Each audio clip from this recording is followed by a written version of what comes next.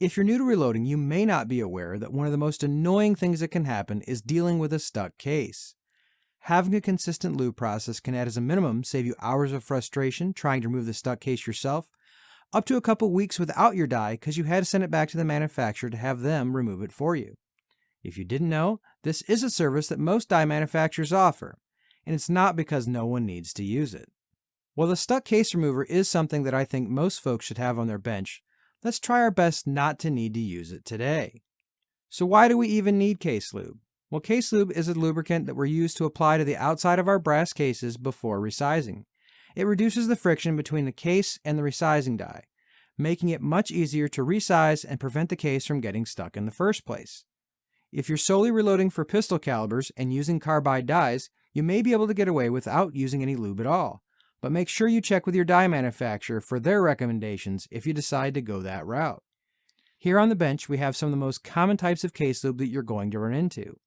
Even if your reloading kit came with some other type of case lube, you may want to take a look at some of these options. There are 4 different options we're going to cover today. Most of them are available at our channel sponsor, Midway SA, but they all roughly do the same job. They keep our cases from getting stuck and allow our resizing process to be consistent. Our first option is my personal favorite, especially if you're not a super high volume reloader. This is case wax. While application is generally slower with this method, it will likely give you one of the most consistent applications possible, and you won't have to deal with lube being sprayed all over anything you didn't want it on.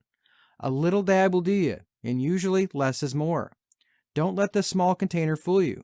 This small container will have enough lube for literally thousands of cases. Again, less is more when it comes to this wax. Now, one tip if you haven't picked out your dies yet, pick a die that has a relief on the side, if at all possible. If you're going to use too much lube, this will help reduce the severity of shoulder dents that you could run into. Having a vent isn't a complete fix for having too much case lube, but it certainly will help while you're figuring out your lube application.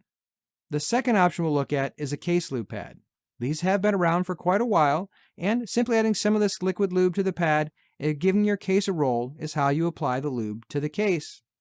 A point of note here is if you look at the directions, they recommend you use a brush to add the slightest amount of case lube to the inside of your case neck to ensure that the case sizing process goes smoothly. There is a warning in the directions that too much lubricant applied inside the case neck can affect the effectiveness of your powder and primer, so something to be aware of. Both of these options are very good for small volume production, but what if you want to be able to lube a lot of cases very quickly? Well, that's where our next 2 products come into play. The first spray lube we'll talk about is Hornady OneShot. This product seems to be one of the most polarizing products on the market. Generally, folks either seem to love or hate this product. If you're switching to this product, a pro tip is to ensure that all of your dies have the previous lube removed before you start using it. This is believed to be some of where most people's bad experiences come from. Now, you're always going to want to follow the directions on the can, but generally speaking, you're either going to use some type of a carrier to spray down your brass. You may use some type of a Ziploc bag to put your brass in, spray it down, and shake it around to make sure it's evenly spread. Some folks even put it in a Rubbermaid container, and spray it, shake it around, and allow it to dry. Whatever gives you the most consistent application is probably what you're going to want to do. Just be patient and make sure you let them sit for a long enough period of time to allow it to dry before you start sizing. If you do not allow it to dry, a stuck case is probably in your future. Regardless of how polarizing it might be, Hornady OneShot is a great product that a lot of people use, and you can lube a lot of cases with it very, very quickly. One thing of note with it, it supposedly will not contaminate your powder or primers. I'm not going to argue that fact. It's just what it says on the label. Either way, if you're new to the game, it's certainly something to try out. The next spray product we're going to talk about is Dylan Case Lube. Now, while you don't need to be drinking the blue Kool-Aid of Dylan to appreciate this product, it is very simple.